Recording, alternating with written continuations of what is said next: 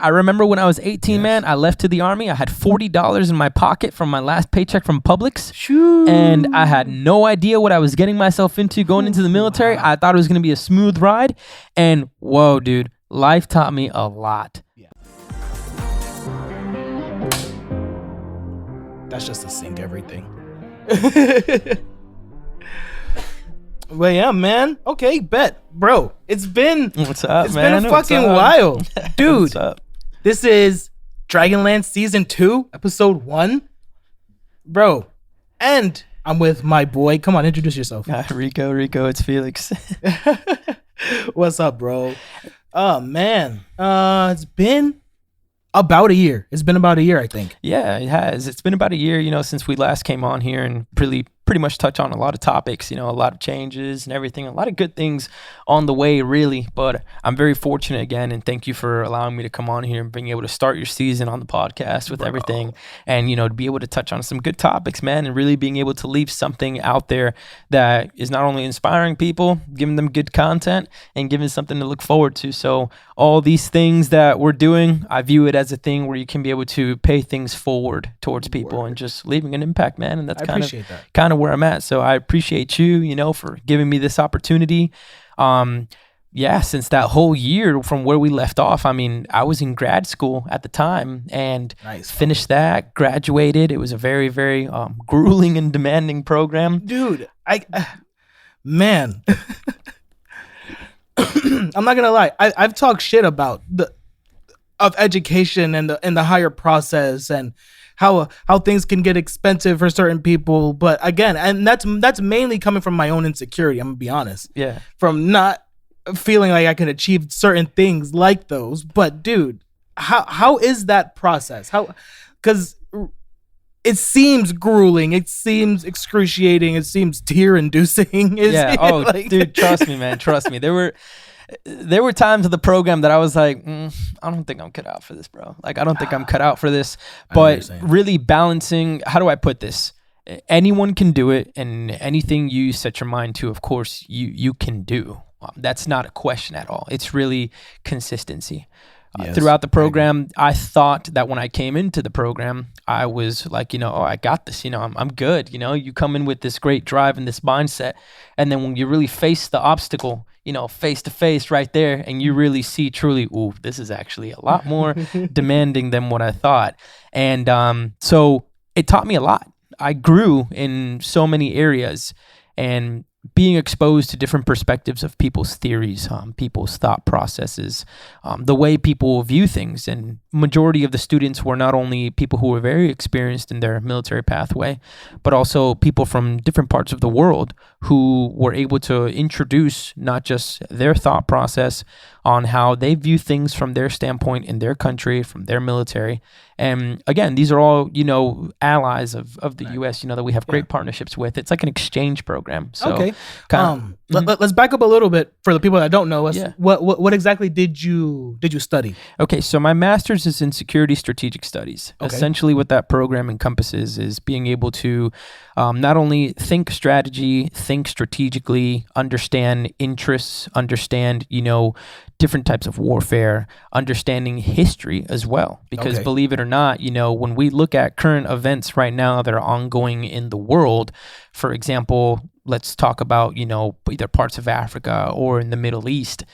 These are conflicts that have actually been going on for so many years. And it's new to us, specifically our generation, you and I that we're young. Yeah. We look at it as like, what is this conflict or what is it? But it's honestly been going on in some parts of the world. These kinds of issues have been going on biblical. We're talking spiritual, religious, religious wars, tribal wars, and they're based off of territory and things like that. So the program does a very good job on introducing you to just overall the different realms of, for example, world events. You have in parts of the world being able to understand, for example, how territory and geography plays a huge role in how other countries have strategic interests whether if that's for oil, whether if that's for, specific minerals and resources that help economic growth. And it also teaches you to as well and introduces you to things, for example, of different roles that like maybe you can read upon that are events that are still affecting to this day. For example, immigration, it's understanding, countries that are really going through extremely, extremely brutal, let's say brutal problems, and people are seeking asylum in different areas. Some of this is because of war. We saw that in the time of Ukraine. A lot of people, Ukrainians were seeking, asylum and going to other countries because they were immigrating out, and they were trying to essentially for their safety and their families. They don't want to be in that conflict. So those are things that can happen that teaches you of understanding if this is going to occur in a specific region, then you can assess that these are the secondary, tertiary effects, and what decisions would you make to be able to at least either, not only control the problem, but to be able to at least create a solution to as well. Okay, so I want to touch upon, like you said, it's really easy for our generation to not really understand that. Right. How can you explain it to just anybody? Really, what goes on? Again, like you said, those things that have been happening since biblical times. Oh yeah, perfect. I understand, and I'll give you a good example. In this particular grad program for my master's, I had to write a thesis. And the thesis, can encompass think of it as a huge research project. Okay. And you're grabbing a specific problem setting from a particular part of the world, whether if it's South America, whether if it's the US, whether if it's Europe, whether if it's Africa, Asia, any part of the world, any topic that you are interested in talking about, you do a research project. I mean, let's call it the research project, but in reality, it's a thesis. Okay. And you are doing a massive, essentially, research on that topic. And you are trying to answer a research question. So, for example, my topic was essentially how to combat transnational criminal organizations in South America. And with that, it was how can the U.S. effectively be able to assess and not just control the situation, but also diminish it greatly than what it is right now. Yes. So transnational criminal organizations within that topic, it encompassed drugs, the war on drugs. Yes. Okay. And in my specific study, it was encompassing in Colombia. So within that research, the specific group that I was researching was the FARC. The FARC is called Las Fuerzas Armadas Revolucionarias de Colombia. Okay. So that is a paramilitary Marxist ideology-based guerrilla group. And this group has been essentially very active since the 50s and 60s. And wow. Yeah. Wow. For a really long time. For a really long time, right. And so they are essentially a organized group that is trying to overthrow the current government that is in place. Okay. So, holy shit. So think of that internal, internal. So you have the Colombian government and you have a group that is not agreeing with the way the government should be going in that direction. And their ultimate goal is to overthrow the government to initiate their practices and their ideologies of government to be able to then form the country into their based off of their ideology. Yeah. So, communism, things like that. And basically in their defense, they're essentially trying to mold the government to function in the manners that they want to. Okay. And ultimately that poses a threat, to that population because there's no rights, freedoms. Everything is very controlled, and communism is a threat in that particular aspect when we look deeper into it. Yeah. Yeah, so, it makes sense, and it goes into things that you say that happens biblically. It sounds like the same stuff that happens in the Middle East, like right. So right. So in that context that you bring up, for example, how you said biblical and religious and whatnot, it's a different problem setting that I was researching in South America. Yeah, for sure. But if you correlate it, that parallel that you're looking at is, for example, these type of activities also occur in different parts of the world, to include in Africa or in the Middle East with ISIS, which was the remains of, the Saddam Hussein regime. Yeah, so those activities that we are talking about are essentially what you are establishing that parallel on. Yeah, and I guess that's where my mind goes to that that extremism. Right, that absolutely. And if you look back on it, like I was mentioning to you earlier, history is such a is not only the greatest tool for us to be able to assess, what is going on, why is this happening, and you learn from it because there are patterns and behaviors in there that teach you why certain things are going on and why groups emerge from these particular problem settings. So if you look historically, there are a lot of people in South America or from South America that when you talk to them, their parents or their grandparents who lived in Colombia know who the FARC is. Okay. The FARC, they would say, that's the guerrilla. That's the guerrilla force. Those were the ones that would go into specific territories, capture certain regions by force, and they would kidnap children, or they would, conduct these atrocious activities on humanity. Yeah. And they would not only take the kids, indoctrinate the kids. Okay. So then the kids grow up into that mindset and they're a part of the guerrilla now. And they go and they basically move forward with that agenda by saying this is the way.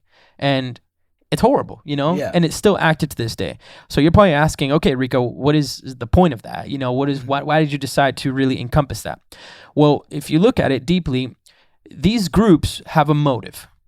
And their motive is to be able I'm talking specifically about the FARC. Okay. We know that the FARC specifically, their motive is to overthrow the government. Yes. But through that, they need something that is going to funnel their income, that is going to give them some sort of source of revenue so they can have weapons, so they can have food, so they can have, the basic necessities to be able to carry those things. Because if you're telling, some guy, hey, come join this group and go do it, like, well, when am I going to get paid? Things like that. So there's more to it, how they influence and whatnot. But what I'm trying to 40 virgins. So what I'm trying to, what I'm trying to basically establish by saying is that these particular groups, a transnational criminal organization, a TNCO, which is what the FARC is, and is also recognized by not only the U.S. as a threat to national security and whatnot, is their sources of revenue. So the FARC contributes their financial income, and they're one of their financial arms, we can say, is because they devote to so many different type of activities. One of the most common activities that they devote to and that they control and that they profit off of the most is the drug trade. So the FARC, is not only charged with, for example, controlling territory, because you need territory in order to conduct those type of activities. Okay, yeah. And you need farmers, you need people to cultivate, land and all the, the coca leaf and all that stuff. Yeah. So the FARC profits from the illicit agriculture, is what we call it, in cultivating coca plants and all that stuff, by then establishing business partnerships with other transnational criminal organizations such as the Mexican cartels. Okay. So it's a business. Yeah. Yeah. So in order for them to be able to, for example, maintain relevancy, because they need to maintain relevancy, because if they're not making money, they can't do the things that they have no influence. Right. Yeah. They have no influence, and to keep expanding and to keep, gaining profit, because they need profit. So the FARC, during the research, historically, like I said, they have been around for so long. They had a very pinnacle point. Okay. They had a low point where they were hitting it hard. The U.S. was very involved in the it was the global war on drugs. Yeah. Where that program, the U.S. Reagan, right? Yeah. So during the Reagan administration, that's when that occurred.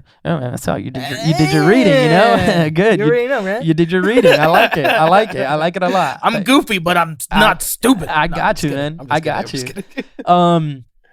Great. So during the Reagan administration, that program, to this day, 2023, we are still seeing it, that there is an active, involvement on the global war on drugs. Yes. And again, all this stuff is, really open source, and it's nothing, really too secret, nothing like that, because you read it in history, where you learn in school, high school, in government and all that stuff. The Pablo Escobar, the Medellin cartel, was active during these times of the global war on drugs. Oh my! Because the Medellin cartel was by far the most powerful, the most active, and the most dangerous cartel in Colombia, because Pablo Escobar had successfully created an empire of not only cultivating and merchandising and commercializing the drug by bringing it not just to Colombia, but externally. So he was being able to essentially successfully traffic drugs, bringing it into Miami. And that's when the whole, cocaine thing started. And, we see the movie Scarface, Godfather, all these things, that era, that era of the Escobar, time where the cartel was by far the biggest threat. I mean, it was on national headlines, and he was, man, I mean, that part of history, man, is crazy because so much occurred. Yeah. And again, obviously, as you can tell, I'm a huge nerd now, and we'll get more into that. No, but hell yeah. No, me too. I'm just like, but when you piece it together like that, I'm like, that's why I'm like, holy shit. Because when you piece it together like that, yeah, it makes a lot of things make sense. Right. And we'll get into that, of how this particular business that has been a huge problem on how to control the drug trade and how that correlates a little bit to what we see now today over here in the US, but globally. Yes. Because they have so much reach, to different areas and different partnerships, and they're all connected with different groups. Yeah. Drug trafficking groups don't just have connections with the US. I mean, they have connections with all over to other groups in Africa, Europe, mafias, the Russian mob or whatever. Like it's all a business, that they're all interconnected and they profit from it. Yeah. So it sounds like Breaking Bad really did their homework whenever. Oh yeah, it's a great show, dude. It's such a great show, man. And it's crazy because that's like just essentially what we see now in movies and what I've seen. It's a glimpse, it's a glimpse, whatever what you see. But in reality, it's a much darker world from what I read, from what I understood, the type of influence they have in certain territories, how much control they have over governments, how much political corruption can exist in a country in South America because of them having ties to these groups. Well, I mean, my friend is Venezuelan, and that's what he said. He's like, all my people are coming to America because of what's going on in my country with the communism. Those ways of government, and those are examples of what I was trying to give an example of, like, a certain event that is causing so much difficulty within a society gives motives for that particular population to seek elsewhere.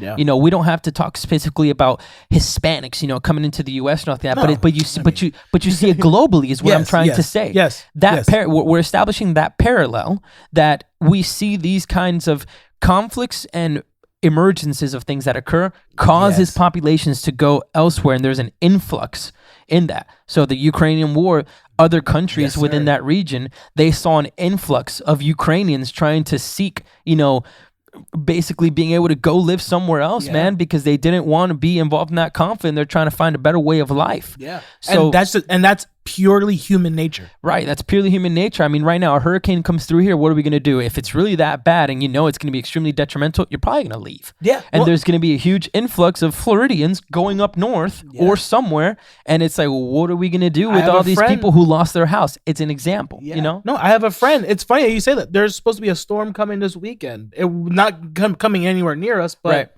they left to Texas anyway. Right. And those are the behaviors that we see, that we associate. You leave, you go, you reestablish and find that stability. Mm-hmm. So with that, bringing it down historically, you mentioned a really good point about Venezuela, for example, and just overall in South America, Operation Just Cause, Panama, Noriega. Mm-hmm. That was, a military general who had complete ties to the drug trafficking business.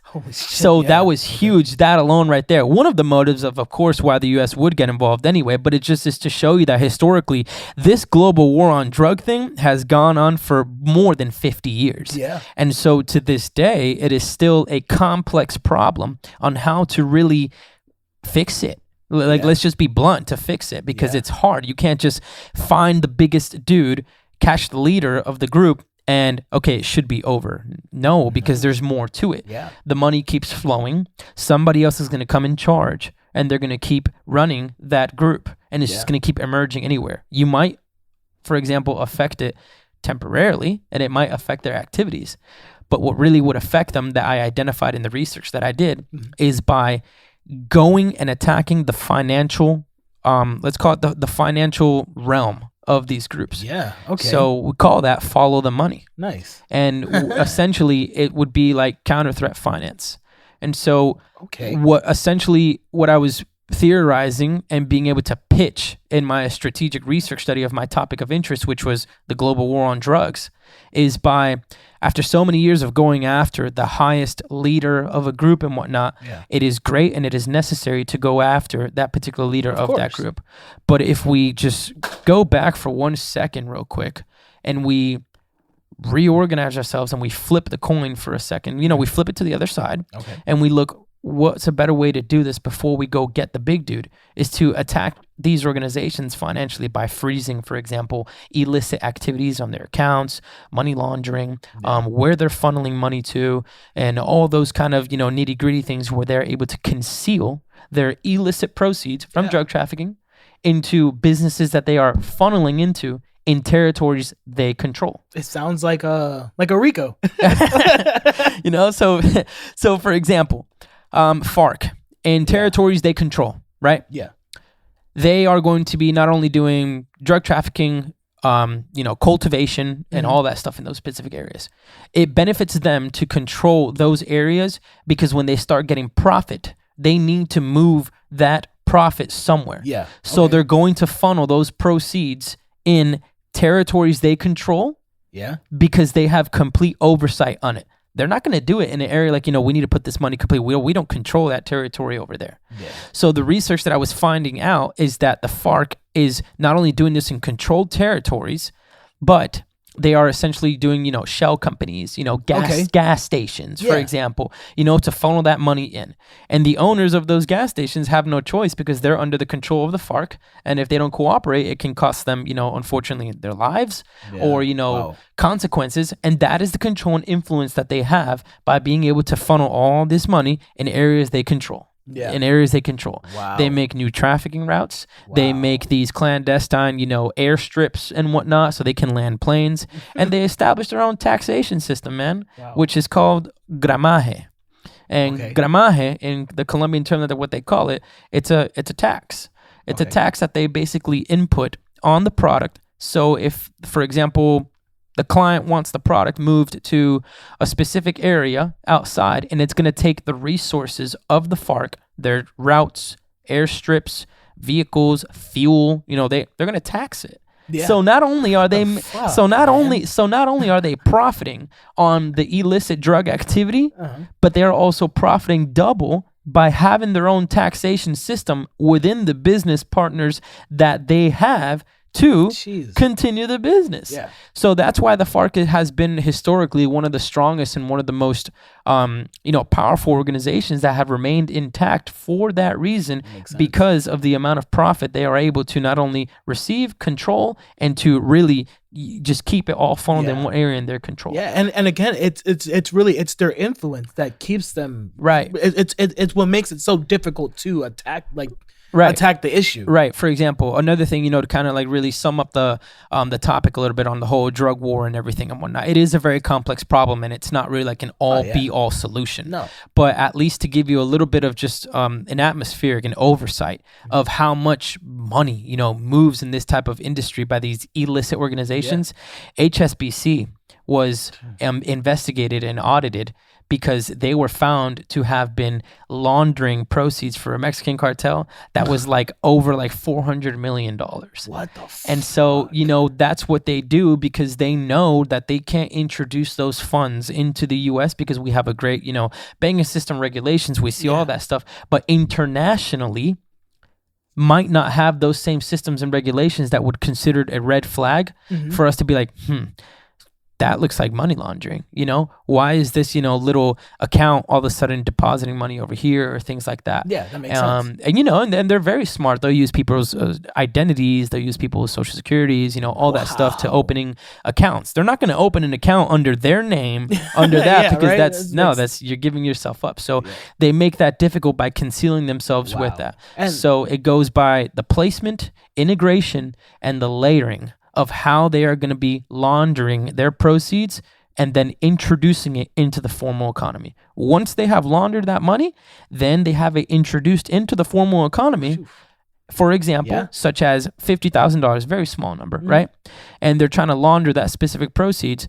They're going to label it, for example, probably as a maybe a cost of like shipping containers, or for, you know, expenses of a business, or for goods, you know, like oranges or whatever that they're importing and exporting. These are just very minimal examples because I'm trying to, you know, piece it together so you guys know essentially on how they make it possible. Then once that's done, it's integrated into the formal economy, and then that's when they spend on, you know, boats, cars, mansions, all these things, and whatever, you know, like all the crazy things that you'd see in Narcos. Exactly that. Money laundering is how they do it. They have to clean the money somehow. It's in the term. They got to clean it somehow to make from the dirty means of where it came from to make it clean so it looks official. So and then again, that's where the shell companies and all the things. Yeah, you know, and so they're manipulating systems to essentially do that.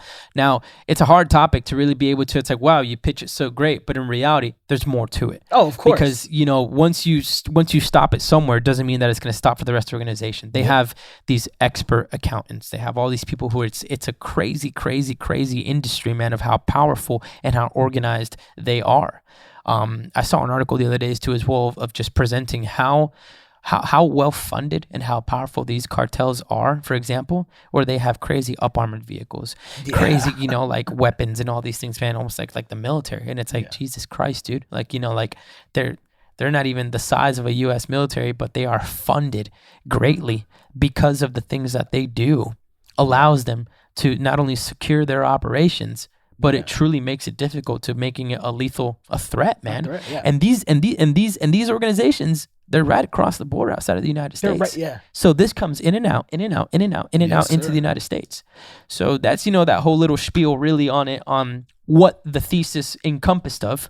And I chose to do Latin America because I'm very passionate about that particular area. Heck yeah. I love it a lot, man. I was very fascinated by, you know, not just watching Narcos, watching Scarface as a kid, you know, all those things, all those little good movies, and then you hear the rappers, I'm pushing bricks. Well, this is where they fucking come from. Well, you know, man, they probably got ties, you know, probably some bad people, but again, you know, that's where the product comes from. You know, that's where the product comes from. This isn't to say that, you know, that type of cultivation or whatever doesn't occur in the U.S. I mean, we see how agencies and whatnot are able to go into a huge cocaine lab, for example, and like that stuff also happens within the U.S. too as well. However, it's more so of a major nuisance in South America because we're talking masses and masses and masses of just land that is the triple canopy, you know, jungle, and under that is where they're operating, you know, labs, all that stuff, you know, all those containers and labs and just material that they use to make the drug to then push it out. Everything. It's crazy industry, man. And you have firsthand experience in those jungles yourself, right? Yeah. So how is that? So, you know, man, like first and foremost, you know, Colombia is a beautiful, you know, a beautiful country. I really, you know, love the experience over there and really seeing that and kind of just being able to see how the Colombian government and the military really has adopted their practices on being able to do those things. It's impressive, man. It's impressive. Like they have a huge, you know, agenda and battle that they are doing and that has been going on for so many years, and it's only getting bigger and bigger and bigger throughout how these organizations are just becoming just as deadlier, and they're becoming smarter. You know, now when they're pushing out, for example, their products, they're not just pushing it out up through trucks or whatnot up the U.S. Man, these guys are sending submarines. I don't know if you saw, you know, like it was a viral video that was on Instagram. I saw that the Coast Guard had basically detected a submersible vehicle that was coming in on the water, and when they got up close to it, man, it was a drug trafficking submarine. It was viral, man. It had like over I think like 25,000 pounds of cocaine or something crazy, dude. I probably saw it and I was like, that's not real. Something crazy, dude. It was crazy, dude. But sounds insane. But it's to tell you how complex this problem is, because you're dealing with someone that is able to innovate, adapt, and understand if this route didn't work, then we got to adapt this way to get the product. And their goal is just to get the product into the United States and around the world globally, because that's what they're going to profit from. They're essentially a company. They're a company. They're just not. Yeah, so they're sending, you know, a huge submarine full of drugs, man, and they're just going over there. And the thing is that it's like leveled with the ocean too, as well as it's going. So you wouldn't be able to really detect it because it's like flowing within the water. But under the water is where the actual, you know, you see the actual structure of the vessel, because they're smart. Why are we going to build up a second boat, for example? Why are we going to build up on a boat? Because it's going to look just as sketchy. So they're going to do it at night, and they're navigating the oceans at night with this super low profile, submarine that is just, coasting through the ocean and hopefully makes it through to the Gulf of Mexico or something, comes in through Florida. Wow. And next thing you know, you have a massive $40 million worth of cocaine coming into Florida that is soon to be dispersed out throughout the U.S. That's the complexity of just one instance of, I can't imagine how many routes or how feasible they make it do, but it's that's the threat. So now we see fentanyl. Fentanyl is a major threat, and that's what's coming out now, where mixing that type of fentanyl drug into all their other products and cocaine is what's causing this opioid crisis where people are overdosing and all that stuff, man. Wow. We're seeing it. I think there was a case in North Carolina that I saw, man. It was all over the news. It was a freshman out of college, man, North Carolina, and he had overdosed on fentanyl, man. And like 20 years old, dude, and it's like that's what's killing the youth. Literally killing people. Oh yeah, killing people. Just off of one thing that they're doing. Well, and that's what they're profiting off of. There was a police officer that all she did was touch it. Oh, I actually heard about that. Yeah, crazy, right? That's insanity. Crazy. That makes no fucking sense. Crazy, man. You have law enforcement and people who are essentially dealing with this face to face. Directly to the root. Fuck a zombie. Criminals and whatnot, and they are exposed to it. And that's crazy that you bring that up because that's true. That is the level of extremity that we are seeing of this particular threat with fentanyl, man, and that stuff. So it's just, get a huge monopoly, man. It's a monopoly. At the end of the day, to them, it's a business, Yeah, to them, it's a business. To us, it's a crisis. Yeah, for them, for tunnels, all these things that they're doing, man, they're sending products everywhere. But anyway, that's kind of really like summing it up on. Now I can understand that particular topic. That crazy idea when somebody's like, just make all the drugs legal. Now I know why, because all that goes through their mind. So they're like, "Fuck! If we make it legal, at least we can control it." Well, the problem is, man, is like so here's the thing, man. Here's the thing. A lot of people, they say, we'll just legalize drugs, and it's like don't think that might be the solution because I don't think we need 18-year-olds or even younger walking around. I have heroin, heroin dude. Lollipop. Dude, there's gotta be like some or like fentanyl and whatnot. Dude, I have nieces. I got family and whatnot. My son, I don't want him to grow up in a world where he can go to the gas station and get. You don't want him going to middle school, doing next, and say, let's run this fentanyl. What bro? The fuck? What? That's the threat, that we see, of course, where it goes all the way down to that. So it is a huge problem in that sense. Now, with the whole legalizing these other these drugs, for example, there's been such hot topics that I've seen on articles and in the news of